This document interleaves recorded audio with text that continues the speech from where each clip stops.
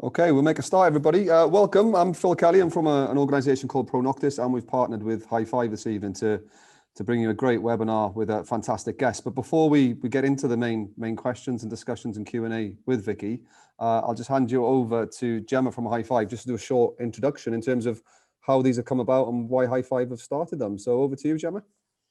Thanks, Phil. Hi, everyone. Thanks for joining us. We're delighted to obviously have you all here today for the live event with Vicky.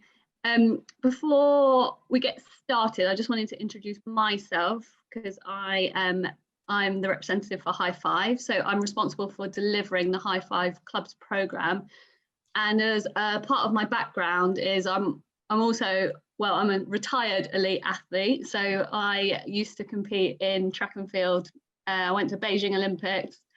My other half, who I'm now married to, he's Chris Thompson. He's also an elite athlete. So he runs the marathon and is trying to, he was actually in 2012 Olympics with Mo Farah in the 10K. He's now shooting for the next Olympics in the marathon. So that's a little bit about me, but just to give you a background, because I'm obviously the point of contact for the clubs and the club's rewards scheme.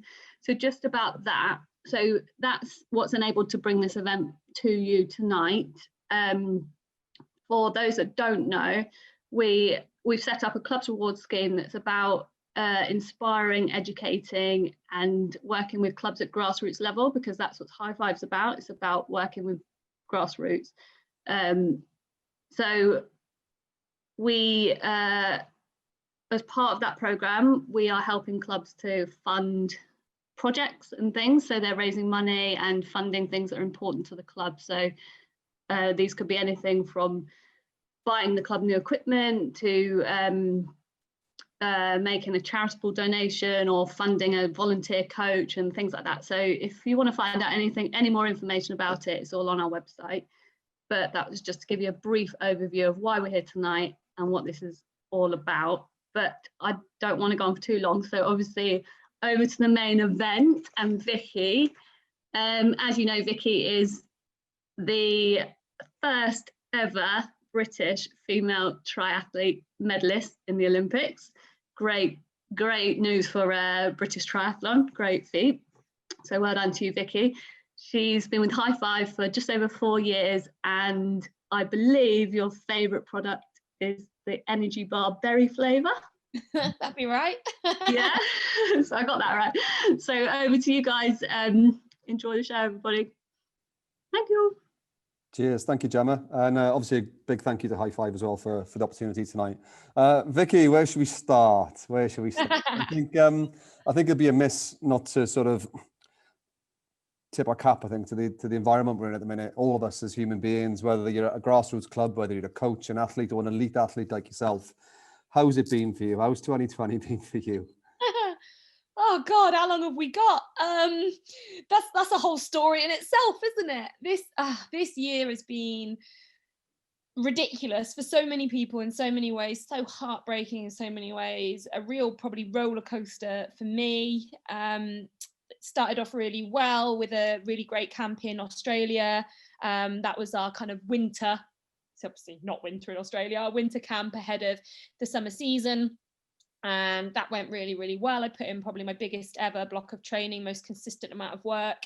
Managed to squeeze a race in a World Cup race in Mooloolaba, which I won, which was much better than I thought I would perform. I hadn't really started doing the real high intensity stuff yet. So I was really, really pleased and encouraged with that, full of sort of positivity for what was to come. Flew back to the UK, and 5 days later, lockdown happened. The day after that, the Olympics got cancelled. So that was a real kind of head mess for me, on the basis that, yes, okay, there was this much bigger picture at the time of, oh my gosh, what is happening in this world? But for me personally, I was gearing up for this Olympics, something that I've always said would be my last Olympics, a winter that I thought would be my last really, really massive winter. And I felt like kind of the ending was in sight for that event, and then the goalpost didn't just get moved, they got moved into a different park. So for me, through the sort of spring months, I spoke with my now husband, who's also my coach, and we decided that for me, the best kind of path forward wasn't to really hammer the home training, try and do tons and tons of hours on the indoor turbo on the bike trainer, wasn't to try and just be as fit as possible all year. We decided to really just step off the gas. For me, I think I'm an athlete who works really well when I've got a very clear goal.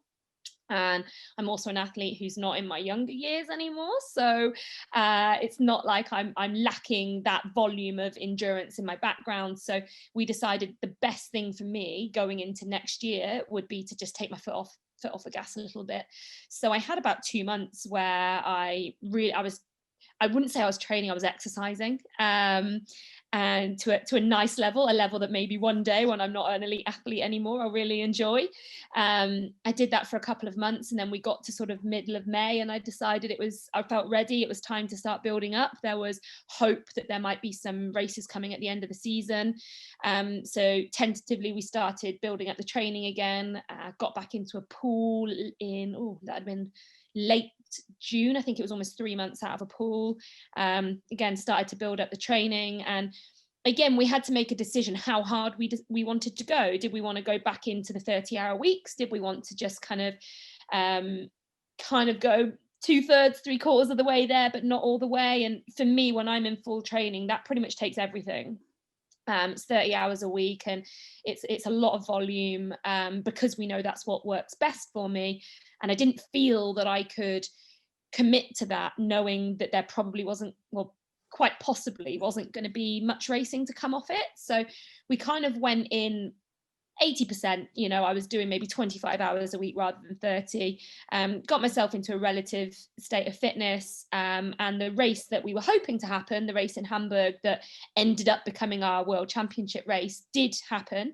We only got told it was going to be a world champs 10 days out, which was interesting. And I knew I probably wasn't in the shape to really go and contend. Had I known all summer it was going to be a world champs, then I think I probably would have gone back up to that 100% level of training, at least for a good 2 months or so. So I went there slightly underdone, and definitely got a bit shown up because I was a bit underdone. But the whole point of going there really was to get a hit out. If I didn't race then, I wasn't going to race probably for a full year. From March this year till at least March next year, we hope, if the races happen as we plan.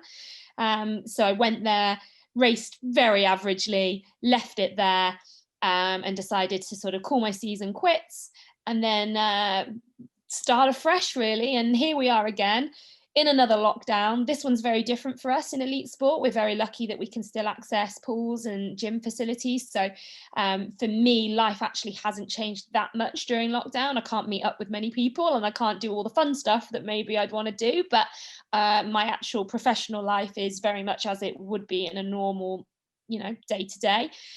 So I'm able to really get stuck in. And I think this time around, we're almost a lot more prepared for it. We know it doesn't feel like such a shock. It doesn't feel like the world's ending. It does, it feels more like we're accustomed to this. I know how to get through this now. And I've very much got the goal of summer 2021 on my radar, and I'm sort of knuckling down for a big winter. Whether that means I have to do the winter in the UK, then so be it. Here we go. There's so many follow-up questions from that, to be honest with you. So Sorry. No, not at all. Well, when we spoke earlier on in the year, and lockdown had just happened, hadn't it? And the world was very, very different. There's a lot more, unknowns in terms of moving forward. And I think, chatting to you now and reflecting back on the year you've had, you're talking about, you took your foot off the gas for that period of a month or two. Was there any sort of added benefits from relaxing a little bit and just going out and exercising rather than training? Yeah, definitely. I think, as I sort of said, I'm someone who I started swimming when I was 6. I started running as soon as I went to secondary school, so I'd been 11. I've done triathlon since I was 19. I'm now 34. I went straight from university into professional triathlon. So I've been doing it professionally for well over a decade. I've been doing triathlon itself for 15 years at quite a high intensity. So yes, every year we take a bit of downtime at the end of the season, but I've never had a prolonged break from actually training. And I am at that point in my life where I'm sort of ready to do that, to step back every now and again, and that's okay. And it is different for everyone. I think what the first lockdown showed us was that everyone dealt with that differently.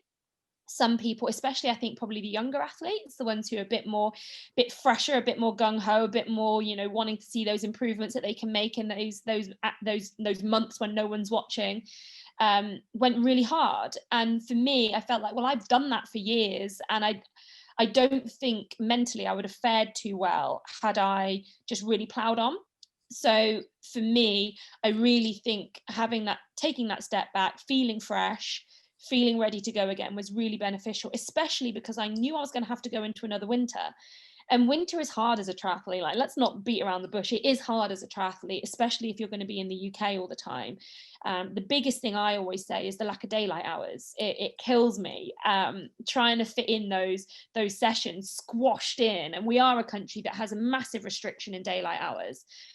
So when, you know, for height of summer, you could pretty much train all day if you wanted to. You could go for a run at 9 o'clock at night and you wouldn't be in the dark. But in the winter, you have to be out for your run by 3:30, and then even then you're coming back probably with a head torch or hoping for street lamps, or, you know, it is hard. So definitely taking my foot off the gas for those 6 to 8 weeks, I think has meant that I'm in a better place now to really commit to this winter, knowing that truthfully I'm probably not going to get to do a camp on the other side of the world as I've been lucky to do over the last few years. I mean, I think the last 3 winters in a row I've done Australia, this year just gone, South Africa the year before, and the year before I did both South Africa and Australia because we had Commonwealth Games.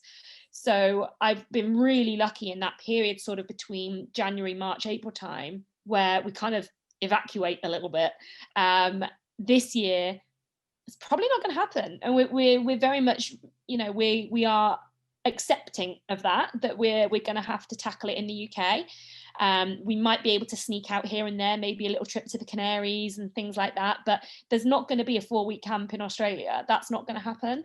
And that does mean that there's going to be extra challenges, but I definitely think that having that break earlier on this year meant that when it was time to go, which for me was really right at the beginning of October, took sort of most of September off after Hamburg, I feel like I'm ready now. I feel like I've got enough to give to get through. I can sense it. I can sense, honestly, it's coming across like you're chomping at the bit now to get these good solid extra training in the bag. Yeah. I've just finished my first I built through October, then November we started hitting it pretty hard, and I've just finished like my first big block of training. I'm having a sort of easier few days, and then we're going in again, and yeah, I feel really good off that. And at the moment, fingers crossed, the weather's being quite good to us. It's not been terrible. So if it could stay like this, I'd really appreciate it. let's get into a bit more the finer detail around that then. So you're saying that things have kicked off in October for yourself, and obviously you're building up your blocks now. And give us a bit more information. So in terms of, you said you know what works for you, you know, individualized 30 hours a week. Run us through, you know, your typical week when you're up to 30 hours, everything from, you know, what activity you're doing, how long you're spending on it, what nutrition you're having, and how you're replenishing to make sure that you can go again the next day. Sure. So each day is different. I think that probably goes without saying, but we tend to keep a weekly pattern that's roughly the same. And there'll be some days that are much more aerobic and some days where there's a bit more intensity popped in there. At the moment, I'm not doing very much intensity in any of the 3 sports. For me, I am someone who, I'm a bit more of a petrol engine by nature, and triathlon in general tends to lend itself to diesels. So I've kind of had to cross over a bit and become a bit more diesel, and that means that I have to spend much more time just developing my engine than some of the other more natural diesels have to do. So that's why for me right now, a lot of my time is spent low aerobic, long hours. That's kind of what I've got to do. That said, there is still, you know, a few pops of intensity in there, mostly in the swim and the cycle at the moment. I won't start doing any run sessions until January. And even then, probably 1 a week, might start slotting in 2 a week, maybe from March time onwards. And most elite triathletes tend to do 2 harder runs a week. And I was doing that up until probably this last winter just gone, when we started to shift my focus a little bit. And actually I performed really well in Mooloolaba there, off 1 run session a week. So I think we know I can do that. We're just trying to work on the other areas which I'm potentially not as strong in. In terms of what the days look like, or rather the breakdown, I should say, of the hours across the week, I tend to do somewhere around 16 hours on the bike. In a really big week, I'd push that up to 18, but somewhere around 16, if I can hold that consistently through the winter, then that tends to get me where I need to go. And the swim, I swim 5 times a week for roughly an hour and a half each time. 1 or 2 of them might be a bit longer, so that nudges up to about 8 hours a week. Running, I don't run very much. I run 4 to 4.5 hours. Then we start nudging that a little bit higher as we go through the year. When we get towards the more racing months, I start nudging that up again, and I probably get up to sort of 7 to 8 hours, but I never really go above that. I don't really work in mileage, simply because I do a lot of it very slowly. So, and I don't believe that actually it matters how far you've gone. It's the time on your feet and the time on the bike, for example, on when you're riding. That's more important. I'd rather be like, I'm going for a 4-hour ride than trying to say I'll do 100Ks, because 100K and this 100K is not even. You know, 100K is this, and 100K is this with no wind, and it's completely different. So I work to time a lot more than I do mileage. In terms of my recovery, yeah, I think in the winter, the biggest thing is recognizing the really big days. So the really big days are the big volume days. For me, that's a Wednesday. Usually I do a long ride, a pretty long swim as well, and a little run, just to sort of really round off the day. So that could easily be a 6+ hour day, a lot of time in the saddle. So those are the days where I think it's really important to make sure that you're bringing in some extra protein in the evening. That's a really big thing to note. I think some people only think to add protein in after a hard session, but one of the things our nutritionist at British Triathlon was really hot on, sort of hammering home with us, was that actually the days where you just do a lot of exercise, even if it's low intensity, those long hours will really leach it out of you, and that's when you need to start putting it back in again. So long day, like for me, a Wednesday, a Saturday or a Sunday is quite often, those are quite long days as well. I tend to ride long on both of those days, and I'll long run and long ride on a Sunday. So after that, again, a good protein shake at the end of the day. Making sure you're fueled consistently throughout the day as well. I think as a triathlete, there are some people have different schools of thought on, doing certain activities fasted. I don't do very much fasted at all anymore. I just think for my consistency over a week, over 2 weeks, over a whole month of a block of training, it doesn't help me to be fasted for 1 or 2 sessions. Actually, if I can continually be eating those berry bars, which are my favorite product, quite like the caramel ones as well, just keeping that in on a regular basis, trying to eat on the bike. I tend to try and eat between every hour to hour and a half on the bike to try and get something in. That just means that you're never getting to a point of being so depleted that you can't come back, because once you tip over that edge, it's really hard to come back. And everyone who rides will know the term bonking. You don't ever want to bonk on the bike, because as soon as you do that, it doesn't just take a meal to get you back there. It could take 2 or 3 days to get you back there.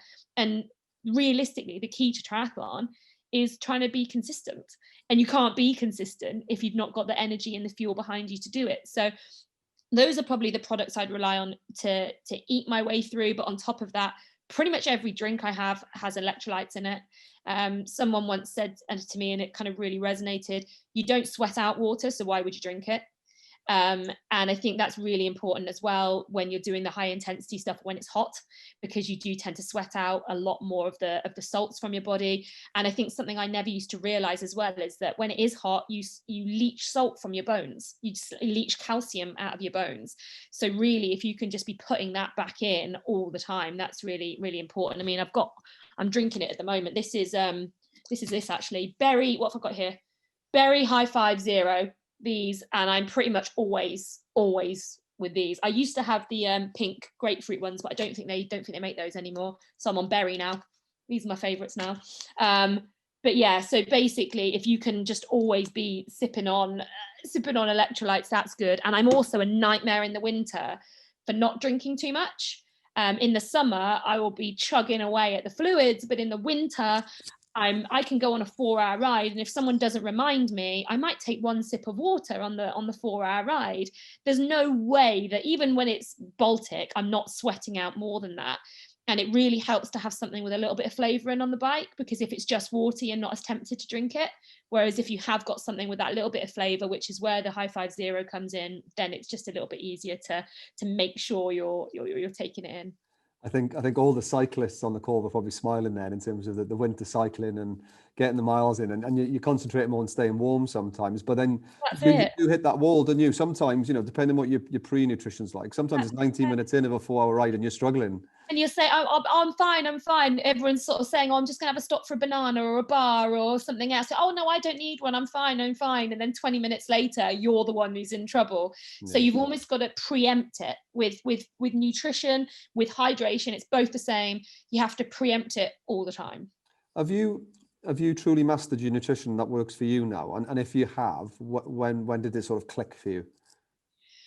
I think I've adapted it a bit, as I've got older. I think I've worked out the importance. I never used to touch protein. And it wasn't because I had I didn't think, if I have protein powder, I'm going to get big, or it wasn't anything to do with that. I just didn't think I needed it.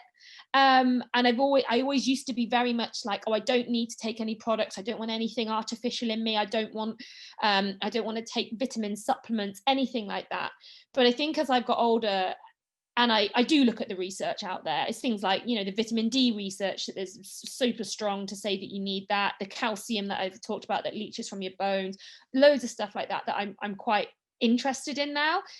And I think I'm less stubborn. I've realized that actually I need to allow these products to help me be my best, which they absolutely can do.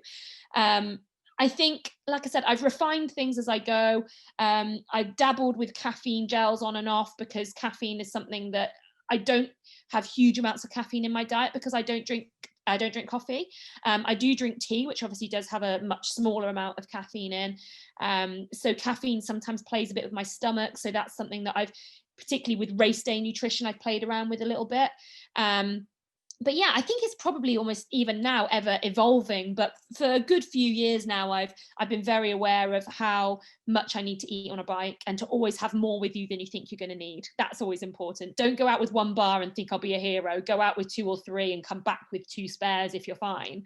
But don't cut it short, especially now when, let's be honest, a lot of places that might have been our go-to cafe stop, well, I mean, nowhere's open right now, but even in lesser lockdown times, that they're not open because it's not been viable for them to survive this pandemic. So a lot of the places that you might have relied on stopping for a cake before, they're not open anymore. So make sure you've got extra nutrition with you. Yeah, definitely. And I think a few people have been called out, haven't they, in the last few weeks, that's for sure. Yeah. So you touched on there in terms of race day planning. So let us get behind the scenes a little bit. So big race, Olympics, World Cup, World Championships, big Ironman event, whatever it needs to be. Talk us through everything from, your pre-race meal to, your nutrition throughout the race, just so that, the audience there, whether they're a coach or, a grassroots athlete, a budding superstar, they can understand what it takes actually, to perform on the day. Sure. Well, I mean, I don't think there's actually anything too fancy about what I eat specifically kind of before races. Something that I've for a very, very long time done is try to have a pizza the night before a race. Largely because pizza is pretty universal. You can find a pizza wherever you are in the world. In the back streets of Hungary somewhere, you'll find a pizza place. So that's kind of why we've lent towards that. Obviously, there's the carb content, the large calorie content that you'll get with a pizza, which is always beneficial the day before a race. But on top of that, it's the fact that it's easy to usually find one. Sometimes I'll have a pasta dish. We usually always go to an Italian, but more often than not, my go-to would be a pizza, and that will be the night before a race. Race day itself depends a lot on whether we race morning or afternoon. Most age group races tend to happen in mornings. International elite races, some mornings, some very, very early mornings. Sometimes they make us wait till 5 o'clock in the evening. We're just sat around all day doing nothing, waiting to race in the dark. So if I'm racing in the morning, it's pretty simple. Wake up, I usually try to eat between 3.5 hours before the gun goes off, and I would have pretty much porridge oats with honey and a banana, and probably a couple of slices of toast with jam on. All pretty simple carbs, bit of sugar in there. That's, yeah, it's pretty basic. Really often I take some of that with me if I don't know if I'm going to be able to get it wherever we go. Pretty easy things to sort of pack in your suitcase. If we are racing later in the day, again, I'll have a pretty simple lunch, which will probably be some kind of, I'll have gone out and found some bread rolls and bananas and honey and that kind of stuff. Again, all really just simple stuff. But then once we get sort of closer to the race, I actually use, I'm not even sure if these are available anymore, so I might be showing a discontinued product here, so I apologize in advance if I am. This one's a HIGH5 energy gel, an aqua one, and it's a citrus flavor. I prefer the citrusy stuff on race day. This one's got caffeine in it, and so I'll take that pre-race, but I don't use caffeine during the race. Like I said, for me, my stomach sometimes doesn't really tolerate it. So with us trying to take a gel on the bike and hope that digests in time to then run, it's just sometimes not worked out well for me personally. But I know loads of people who swear by using caffeine on the bike. You just kind of have to play around with it and sort of find out what works for you. So yeah, I tend to take a gel within the 45 minutes or so before I start the race. And then once I'm actually in the race, if it's an Olympic distance race, on the bike, I'll have 2 full 750 bottles, 750 milliliter bottles. One will just be water, just for the ease of just kind of getting that down me. The other one will be energy powder. And again, I either go for citrus, usually orange, actually I prefer on race day. So one with energy powder, one with water. I try to get through both of those on the bike, and I'm pretty good at that. I've had to teach myself to be able to tolerate that. A litre and a half of water in your stomach doesn't always feel too nice, but I've managed to, again, train myself to do that. I had to do a lot of it in training before I could do it in a race, so that then I could get off and run 10k and not feel like I had a sloshy belly. And then I always have one gel on the bike. Well, that's not true. Sometimes I have 2, and I use, again, I've got them over here somewhere, I think, these ones. So this is just like a simple berry HIGH5 gel. This one's got a higher density of carb in it than the other one, so you don't have to actually try and get as much down you to get as much carbohydrate out of it. So I use those ones in the race, and I have these taped to my top tube. I tend to have 2, largely because what if I drop one? Because when you're trying to get it off, you know, you've got it all like taped on, or you've got it attached by elastic bands, all the methods that we all use in getting it off in the race. Often, especially with us, we race in packs, so there might be something going on and you have to quickly remove your hand from your top tube and go back to your handlebars, use your brakes, something like that. I've been known to drop a gel every now and again. So in case you drop one, always have 2.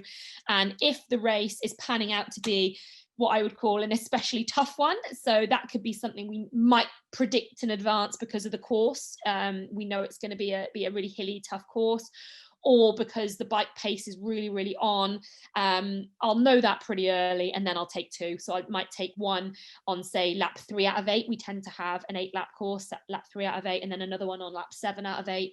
And then on the run, it's just grab a few water bottles at each station, and that's it. And that usually does me okay. But yeah, and I think you're right, though. Again, I think it'll resonate, is that trial and error, because it's not one size fits all, is it? Some people need a little bit more, some people a little bit less, and certain gels agree with other people, and it's only a case of... Absolutely. For me, for a sprint distance, I actually don't use a gel. I don't feel like I need it. My body, for us, it's around an hour, just under an hour of racing. If I've eaten well enough, fueled well enough beforehand, I don't find that I need the gel on the bike. Sometimes I'll have it there again just in case I'm feeling that I might need something, but I rarely do. Whereas a lot of my competitors, I'll see them lining up in transition, putting their bikes in, and they will have a gel for a sprint distance. So it's really individual. Yeah, for sure. And on that individual, obviously you've got 3 disciplines, so a bit of a round robin question. Which one's your favorite? Oh, it's the running for me. I think it's the one I'm the most natural at, definitely. As I sort of touched upon that with my training before. I don't have to, I'm lucky in that I don't have to run a huge amount to get quite good results out of it. And then when I do get, sort of when my coach, Reese, when he does let me sort of do the hard run sessions, it's almost like a real treat. I really love them. My favorite sessions are still track sessions. I think I've still got that in me from being the little teenager who used to love going to the track. That's still my absolute favorite. And I also really just love the simplicity of running. riding's amazing, that feeling of the wind in your helmet or whatever, you know, as you're just on the free roads, and the amount of sort of area you can cover and things you can see, that's amazing, and I love that. But you have to be able to take your bike with you. You have, you know, packing up your bike to go abroad is a pain in the backside, whereas you only ever need a pair of run shoes and you can go from anywhere in the world. And I've always loved that, and I think I probably always will. So I suppose it's probably fair to say then that because running comes naturally to you, that your biggest gains are always going to be in the pool or on the bike. So it's... Yeah, I think that's absolutely fair. I've swam for the longest, but swimming, it's like, if you look at the real top swimmers, they kind of top out in their early 20s. And here I am, more than a decade on, still trying to grasp on to that speed I had as a teenager.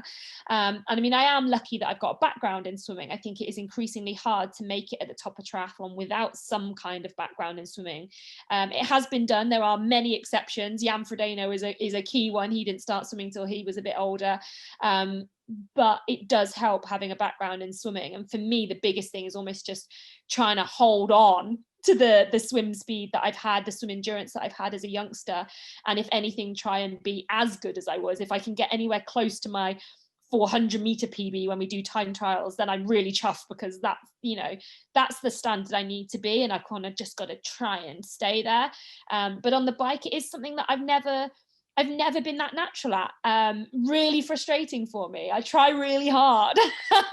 I do a lot of hours. I do the work. I do the hard sessions. You know, I do what I'm told to do, and we've looked at every which way of doing it. And it's just a fact for me that I just have to work really hard at that. And some people don't. Some people that's the one that comes naturally for them. But for me, I found a real love for it. I found a real love for doing those hours, and I had to, because it was something that at first felt very daunting.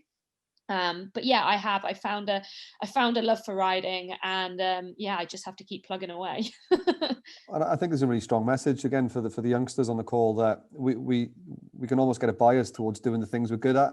Yeah. You know, and then the nature of... I'm always moaning. Why am I not allowed to go for a run? You know, some of the people I train with, they're on a completely different program to me, and they'll be, oh yeah, I've got another run to do today. I'll be like, what? Why can't I go running? Why am I not allowed to go running? And I'll sort of take it up with Reese.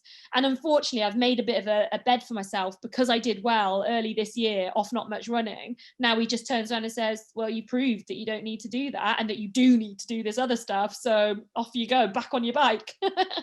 Literally. Literally, yeah.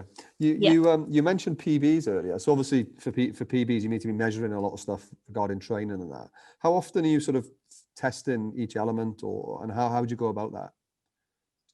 It depends a lot, you know. We don't do loads of it. We don't do much in the way of lab testing. Every now and again. I can't remember the last time I did any testing for running, because, you know, not allowed. I think he's worried that I'll push too hard and like break something, because I'm getting old. So we do, every now and again, we'll do time trials in the pool. We did quite a lot of them last winter, usually 400, sometimes a 1500 as well, which is hideous. So we do a bit of that. And then, but again, over the winter, we probably did 3 of each of those 400 and 1500 meter time trials. And then obviously everything happened, so we didn't really get to the summer. We didn't really get to that point this year. And then with cycling stuff, loads of people chat about FTPs, functional threshold power. We don't really bother with that. It's not that it's completely irrelevant, but it is less relevant for what I do, given that I race in a peloton, essentially, pack racing, draft legal racing. It's not simply about what power can you hold for a long period of time.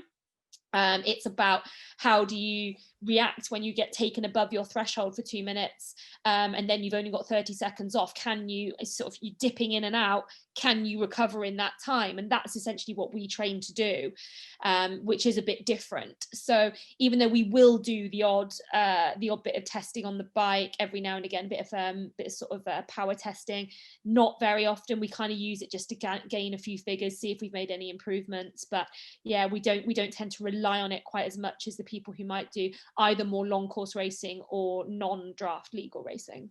So when you're saying you're racing in a peloton, I guess, you know, there's a lot of experience and tactics that come into that, of knowing when to go, when to stay, as you said, just to manage those energy levels. Definitely. Technical ability is massive as well, where you put yourself in the pack, how you corner, all those kind of things. And it's something I noticed this year with a lot of the racing that happened was online racing. A lot of the Zwift stuff that we saw taking off. What was really interesting was some of the people who were doing really well in those Zwift races I race against regularly, and I wouldn't say they're particularly good on the bike. And then some of the people who I would say they are the best cyclists in our pack, the strongest, the best technically, all the rest weren't doing as well. And you can argue many different reasons why that is, but I do think there is an element of you cannot show on Zwift what you can do outside on the road and how you ride in a pack and how you tactically deal with each situation that comes at you and how you corner and where you put yourself before the corner and all that kind of stuff. And that is a really, really huge part of what we do. And with that tactical, do you ever sort of research your opponents, or is the girls on tour, if you like, such a close pack that you roughly know each other's weaks and strengths, or do you jump on YouTube, watch videos and analyze, especially maybe some of the youngsters that are coming through? Yeah, with the youngsters, it's interesting. As soon as someone kind of springs up and does a half decent result, you kind of want to know, well, okay, where did they come from? What's their real strength? What are they, so you might do a little bit of research on them. In terms of a lot of the more, main players, the people you see all the time, you kind of just know. And no one tends to make a massive jump forward. It's always sort of increments. Every now and again, we get to the beginning of a new season and it might be, oh, all of a sudden this person's tons better than they were last year. How did that happen? In terms of, okay, well, they must be load stronger on the bike because they're running really well now off those hard bikes, which before they couldn't do. And so you kind of pick up on a few things like that. I'm a bit of a nerd, so I do go back and look at the races. So I watch them back. If I'm not at a race, I'll always watch it. And then if I am at the race, I'll go back and watch it and just kind of with Reese, my partner, my coach, we watch them and we kind of pick out things that might be interesting, important points, things that we noticed that someone did that really made a difference, or someone that that was where they went wrong there, they should have done this differently. So yeah, we do pick it apart as well. Yeah, I suppose it's a really important tool, isn't it? And I think if you're at grassroots and you haven't got the video footage, I think sometimes if you have got a coach, just talking about the race and what you were thinking and what you were feeling at one time, because all that adds to that experience that you can take forward into your future career at whatever level you're racing at. Definitely. We something that British Triathlon have started doing for a little while now is they ask us to give bits of feedback to them. What we think about how we race, sort of takeaway points from it, things that we think we did well, things that we noticed, things that we think we might need to address in our own training, just stuff like that. And so now pretty much whenever I'm traveling back from a race, usually on a plane, I sit there and I just make notes on my phone. Just kind of, it's always good to do it usually within 24 to 48 hours of the race because it's sort of fresh in your mind. But also I wouldn't do it straight after the race because everything's emotional then. So no matter whether it's been good or bad, you kind of have got like a bit of a wave of emotion going on in you. So if you wait till the next day, usually that's when you tend to, well, for us anyway, when we tend to travel home, just give yourself 10 minutes to just kind of go through in your head what you think happened and what you think you can address going forward, and points you can talk to your coach about, really. Yeah, definitely. And that resonates with me as a performance coach, where we're talking about reflective practice, really, thinking back and taking the learnings, and just by doing that, you're eliminating the chance of making the same mistakes again, but also taking the good things that you've done and you're more likely to replicate them moving forward. There's a question coming from Chris regarding how do you remain sort of motivated through training, through winter, through hard blocks, etc. But there's a word you used very early on, and I don't know if it was conscious or not. You were talking about commitment rather than motivation. I'm committed to this goal, and I need a goal to work towards. Can you talk a little bit how you keep yourself committed to your goals and therefore motivated? Yeah, I think this is something that I really think is really individual. And it became really highlighted to me during lockdown because everyone was dealing with it differently. It made me think about, well, what's motivating them to go out and do 30 hours a week, and what's motivating that person to really hit 3 hard runs every week. And so it kind of made me made me think about, well, why are certain people motivated by different stuff? And for me, I think it always comes back to the fact that I am hugely driven by major championships, specifically the Olympics, and I always have been. I remember watching the Olympics when I was 6 years old. I watched the Barcelona Olympics on TV. I didn't understand a huge amount about it, but I did know that Linford Christie won, and I did know that Sally Gunnar won, and I do remember jumping around my living room with excitement, sort of feeding off my parents, my mum especially, feeding off her excitement. And I remember thinking, this is the coolest thing ever. And, you know, how amazing would it be to sort of do that?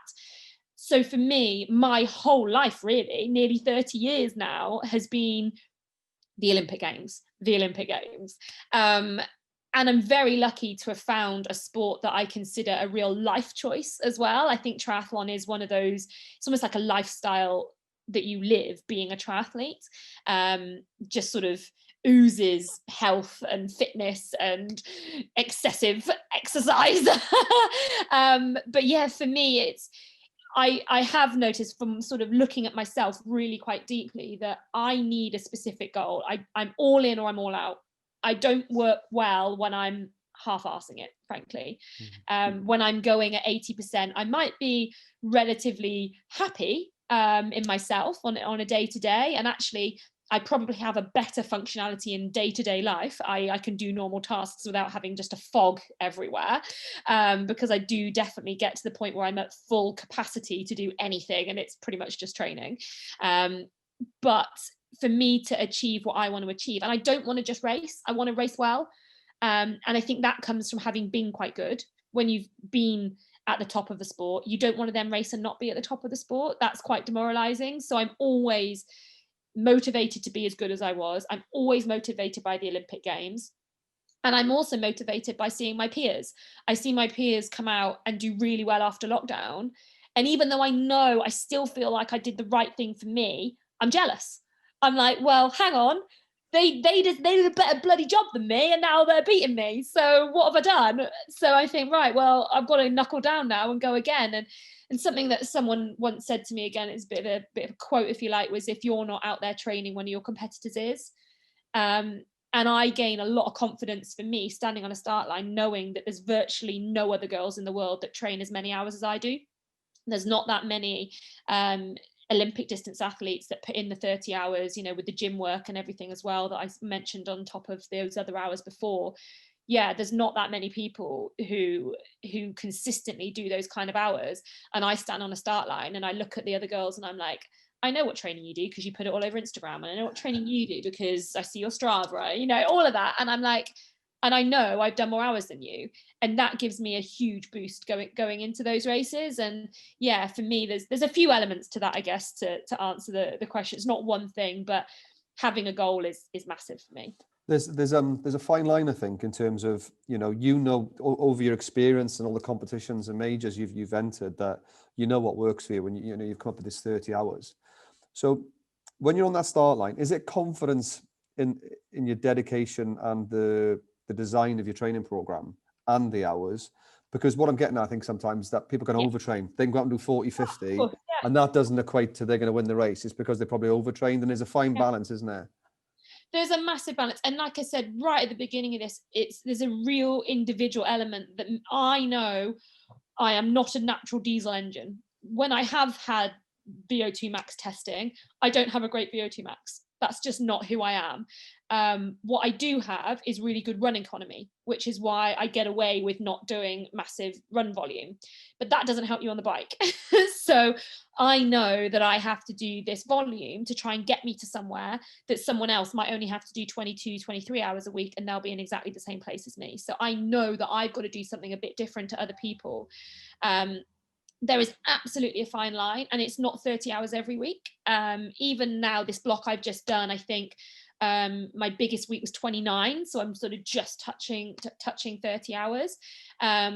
In the beginning of this year, when I was in Australia, I did this massive block where I think I did about 6 weeks, and every week was over 30 hours bar one, which was my recovery week. And even that was about 27 or something, which was a hideous amount of hours. But I came out of it really, really well. And that I'm sure would have stood me in really good stead for summer racing had it happened. But equally, you've got to manage that with illnesses. injuries. You know, some people just couldn't do that. Their body would fall apart. Even if I look at the other girls that I race with from the Great Britain team, Georgia is someone who trains, significantly less hours than me, and always has done, because she had a huge injury problem when she was in her late teens and early 20s. And so she's always had to manage her volumes. Her run volume's really low, but she, again, doesn't have to do the same quantity of riding as me. But she's a phenomenal rider, and that's just how she's built. And so she manages hers. She's very in touch with her own body as well. She'll know if she's pushing a bit too hard, whether she's not recovering enough day on day on day, and we'll back it off and take the rest. And I'm the same. Yes, I want to hit those 30 hours, and that is a bit of a magic number for me. But if I have to back it off and do 28, that's still good. You know, that's still okay. It's not a disaster. And yeah, you really do have to balance it with knowing when you are so close to the edge that it's not worth pushing on anymore. Yeah, no, I think you hit the nail on the head. It's been on the start line and having the confidence that, you know, I co-created my program with my coach. I did all the sessions that was required. I'm hitting the numbers. So it's that accumulation effect, isn't it? Rather than just waking up one day and feeling good and I should be all right. Yeah, no, just saying that I did 30 hours for X amount of time, I wouldn't stand on the start line and feel the confidence from that. I'd have to have hit good times in sessions, good powers, you know, that kind of stuff. That would then all combined, without having had to have hiccups through illness and injury and had to take a week off here and a week off there. That is what makes you stand on the start line and feel like, I've been so consistent, I've improved in this area, I've hit this session, I've hit this amount of swim sessions in a row, right, I'm ready to go. Yeah, great. I noticed you said earlier about bouncing off the walls with your mother watching the Barcelona Olympics, etc. And Ciara's asked a question around what were you like growing up? Were you like turbo competitive? Yes, is the honest answer to that. Yeah, I was. I am the youngest child, and I've got, well, there's 3 siblings. 2 of them are a lot older. So I guess I wouldn't say I really grew up with them, but they were around. And then there's my brother who's 2 years older than me. And I joke about it all the time, but I used to compete with him over things he didn't even know I was competing with him at. I used to compete with him over who could eat breakfast first. He didn't know it was a race, but I would beat him anyway. And just stupid stuff like that. Whenever he had friends around and was playing races in the garden, I had to be involved. When he was playing cricket with his mates in the garden, I had to be involved. Yeah, he's the opposite to me. He's kind of laid back, so he'd just be like, it's my annoying little sister, but whatever. And there was me just wanting to try and beat them at absolutely everything. And yeah, I guess I just always was, and I never saw the issue with being competitive. I remember being at secondary school, running at sports day, beating all the boys, not caring, being like, yeah, obviously I'll be the boys, of course I'm quicker than them, like, who cares? And that's just how I guess I've always been. And I think now that I'm older, I'm quite good at switching it on and off. I know when to be competitive and when not to be. And in training, as a general rule, I try and keep it really under wraps. And I think I'm quite good at that. I don't think it's good to be super competitive in training all the time for a couple of reasons. One, you'll probably hack off anyone that you train with. You get a reputation. And secondly, you'll probably end up pushing that little bit too hard, dipping over into the zone that you don't want to go in, that's going to lead to the injuries and the illnesses. But yeah, I think day-to-day life now, I am quite good at keeping it under wraps, and I sort of just unleash when it's time. And it's great. And, you know, and again, as a coach, it's great to hear that, you know, it's the old adage, isn't it? In the olden days, and I'm going to call it the olden days because those days are gone, that when a boy or a man was, you know, competitive, then he was a natural leader. And if a girl did it, then she was bossy. Yeah. You know, it was the two sides, but actually that equality, of course we could be competitive, but it's the time and the place of that, isn't it? I think that's really, really important. So thanks very much for that. I think what we're going to do is, we've only got 10 minutes left, so we're going to try and whistle stop tour through. I'll try and be quicker with my answers. Sorry. So we've got Harry on the call as well, who's really strong cyclist and swimmer, but really struggling to improve his running. Any tips on improving his running without affecting, obviously, his cycling and swimming? So running is usually one that will get better if you just run. It's probably the one of the 3 that if you just run, you'll probably get better. That said, any increases in your volume, do them steadily. Never go more than about a 15% increase in a week. Don't go more than that. Try and build the volume a little bit. But another thing I'd say is try and do some drills. Plyometrics, I think, are amazing. I did plyometrics from when I was in my early teens, and I don't know if it's done as much anymore, but I really think it's something that you can learn. You can get that reactivity at a younger age. It's quite hard to teach when you're older. So if you can get some plyometric drills in there, I think they're really useful. That contact time off the floor is vital. Brilliant, thank you. Gemma's asking, we've touched on your nutrition, but how far into details do you go? Do you sort of track your macros and things like that when you're in season or off season?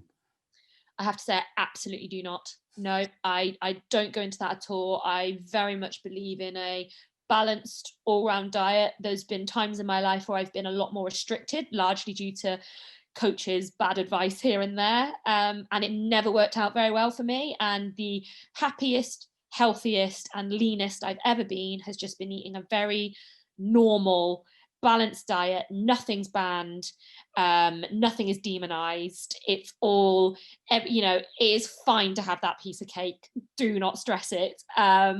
Especially as a triathlete, God, how much do we train? Like, come on. It's not worth it. And yeah, when I'm not training as much, I'll naturally eat a bit less, because guess what? I'm not as hungry. And if I am having an easier week, then every now and again, I might say, okay, I probably have a biscuit less today. But my body is quite good at telling me what it needs. And as I got older, the one thing I'm really good at now is listening to it. Whereas for a good number of years, I didn't listen to it. I listened to the other voices telling me I had to be this weight, or I had to try and do this. I had to stop eating fats or sugars or whatever. Now I eat a bit of everything and it's fine. That's great. There's a few comments already saying that's great to hear. And I think there's an element of paralysis by analysis that, because some of the high-end elite athletes break things down, it transcends and put a bit of pressure on the young athletes today. And I think the key message really, and what I was hearing from you earlier, is as young athletes, just go out and enjoy yourself. Go and run, go and swim, go and ride your bike, and go and enjoy it. You've absolutely got to. This is a hard sport, right? It's a really fun one. And like I said, it can be your lifestyle, which is amazing, but it's hard. And if you don't find a way to enjoy it, you don't have the right people around you, you don't have the right program, the right coach, the right friends and training partners, you're never going to stick at it. And it's a sport that rewards longevity. It rewards staying in it for a long period of time, being consistent over a long period of time. You can't do that if you're not having fun. So you've got to find a way. Yeah, definitely. And there's another one coming in talking about that, as what other things do you do in and around your training to improve performance? So prehab, rehab, stretching and things like that. Is there anything you do sort of religiously? Yeah, I have had a couple of major injuries, usually things to do with fascia, so the surrounding of the muscle rather than the muscle sheath itself. That tends to be, any injury I've ever had tends to be in some way related to the fascia. So there are certain things that I have to make sure I do. I've had real fascia problems in both my feet and my calves, so a lot of calf raise work. I'm pretty religious about my gym work, actually. It's something that I think endurance athletes tend to neglect a little bit. I never have done, really, not for a good 8 years or so now. I've been really, really hot on making sure my gym work is in there. Don't be afraid to lift weights. That's a complete myth as well, that's going to make you turn into some kind of powerhouse that's just muscly everywhere and big. Sorry, excuse me. Sorry. Yeah, I really believe in the power of the gym for both improvements, actually. I really think you can improve in sport from being strong in the gym, but I also believe it's really important in your prehab work. I've got you can't see it's behind the screen here, but I've got a really lovely foam roller, a nice pointy rumble roller, which is always good for ironing out a few things. I try to see a physio at least once a week. At the moment, that's a bit more tricky. But again, I know the sort of things in my body that tend to tighten first. I know the areas, if something's tight, I know that could lead to a warning sign. So I'm very in tune with knowing the areas. If for example, my left foot starts to get tight, we got to sort that pretty quick. That's not something we can leave. And there's just a few other things like that. If I start to find that I'm struggling to breathe in harder sets in the pool, that usually means that my ribs are tight. So we start doing work on those as well. So, and the ribs tend to knock everything out, sort of from up down. So, if I have a bump on the head, that often affects me all the way down the chain as well. That's a fascial thing. So they're just little things that I pick up on and I notice. I'm very quick to get into the physio if I think there might be something wrong. I'm not afraid to take a day off, especially from running, because it's the most impact, the hardest on your body. If you do feel something coming on, then I'm very quick to say, I won't run today. And yeah, just knowing the difference between something being a little bit tight and something being wrong, because there is sometimes a difference there. Oh, absolutely. And most athletes that resonate when you always feel a little bit uncomfortable. There's different being uncomfortable and being injured, and you soon learn the difference, don't you? You do, and you just learn. Okay, last couple of quick fire ones then. Have you got a favourite snack? Oh, have I got a favourite snack? Okay, outside of HIGH5, I won't plug HIGH5 too much. Favourite snack, I enjoy malt loaf, and I also love a mince pie. Great time of season for that, isn't it? Great time of year. They're everywhere at the minute. I can't get away from I know. Was there any point in your career where you thought about quitting? Yes, actually there was. I came very close to sort of jacking it all in when I was about 23, my first year out of university. I was sort of really struggling. I'd left Loughborough, which is where I was at uni. I'd left the setup there. Was trying to sort of do it on my own. Didn't really know what I was doing. I think I came last at national championships that year. I just had a real kind of moment of, why am I doing this? Am I going to make it? I'd been a very good teenager, and especially running, but also in swimming. And then it was like, well, do I want to do this and be really not as good as I think I can be? And I ended up at that point kind of having a bit of a crossroads moment. Do I kind of leave it, jack it in, or do I really go 100%? I'm a triathlete now. I'm not a student anymore. I'm not doing this half baked. I'm doing this properly. And I chose that path. I joined an international training group and never looked back. Last two questions then. So this is an amalgamation of a few. We sort of touched on it actually before the call. Obviously, a lot of young girls in sport at the moment, and there's a lot of things around, body confidence, etc. Is there something that, any advice you would give them that maybe when they're going out for a run and they're wearing their physical activity kit or everything, that maybe give them some top tips? Or is there anything you've suffered with? I wouldn't say there's anything I've suffered with, but I think I'm almost immune to it. I don't think I would care or even notice. And I think that is just from years and years of doing it. I started running in my parents' field outside our house when I was about 11. And I did used to feel a bit like, oh gosh, the cars can see me when I'm doing laps of this field. They must think I'm crazy. But I just got used to it and I just didn't care. And now I actually think you often think people are looking at you when maybe they're not. I think maybe they're just clocking a runner, but they're not bothered about you being a runner, or they're not thinking, oh gosh, what are they doing being a runner? And I think just hold your head high. I think most people will just think, oh, good on them, they're going for a run. I see people running all the time, and I see people running and I think they look so uncomfortable and they look like they're hating it. And I think, good on you for doing this. I know it's hard, but well done. And I think a lot of people are probably thinking that as well. I've never been in a position where I've been made to feel really hideously uncomfortable, but I would always say, if you have been, then maybe try running with a friend. Try linking up with someone just while you sort of build your confidence up for running. Even if you're starting running, that's a great tip. Try and run with a friend. And in terms of sort of clothing choices and that, run what you are comfortable in. Do not give two hoots what anyone says. Do what works for you. The right clothing that makes you comfortable, wear that. Yeah, good point. And last one then. So obviously all eyes on the prize, Olympics next year. Well, you've announced apparently that you plan on retiring. Is that correct? I don't know. I can't. Because the question was, what's the plans after the Olympics? But it shows the door might be open.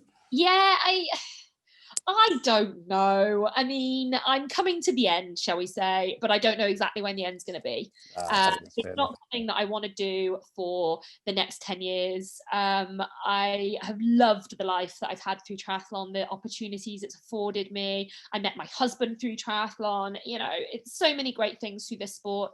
I'd like to give back to it a little bit in some way. Haven't quite worked out exactly how yet. I think within the next 2 years, probably, maybe this time next year, don't know. In terms of immediate plans after the Olympics, I'm going to have another wedding because I had a lockdown wedding. So I'm going to have one where all my friends and family can come, which I'm quite looking forward to. And then hopefully we're going to go on an epic honeymoon somewhere. I haven't decided where yet. So those are the really important things that I'm going to do after the Olympics, and anything else is sort of up for negotiation. Brilliant, Vicky. Thanks very much. I mean, I think I said this last time I spoke to you. Could speak for hours. I know that's me. I'm so sorry. No, that's all. No, so I tell you, it's one of the easiest ones to give. That's why sometimes it's like pulling teeth. But I've only joked. It was great. What I'd like to do, guys, before we wrap it up, is bring Gemma back in from HIGH5. That's going to share a little bit of information around some of the programs that HIGH5 have got up and running, and then I'll be back in just to wrap it all up. So over to you, Gemma. Yeah, well, I think I said a lot of my bits at the beginning, but basically that was really good. Thanks, guys. Thanks both of you for doing that. That was really insightful, actually. I've learned a lot about triathlon myself now, which is quite interesting. I just wanted to say thank you for everybody who attended today, and you know, feedback is very welcome. So if anybody wants to get in touch with me over email or on the phone, I'm happy to talk to you and hear some ideas or suggestions for what we could do next time. This is the first of these that we've done, so it's you know, a bit of a trial run for us as well. So feedback is very welcome, and please follow us on social media and things like that, and look out for perhaps some clips from this event that might be shared at times. And yeah, that's pretty much it. So best of luck in the Olympics, Vicky, and thanks everyone. Thanks, Phil. Cheers, Gemma. Thanks everybody for joining us, Vicky. Thanks as always. Hopefully we look forward to seeing everybody at the next one. Cheers, guys. Have a lovely evening. Stay safe. Thanks for tuning in, everyone.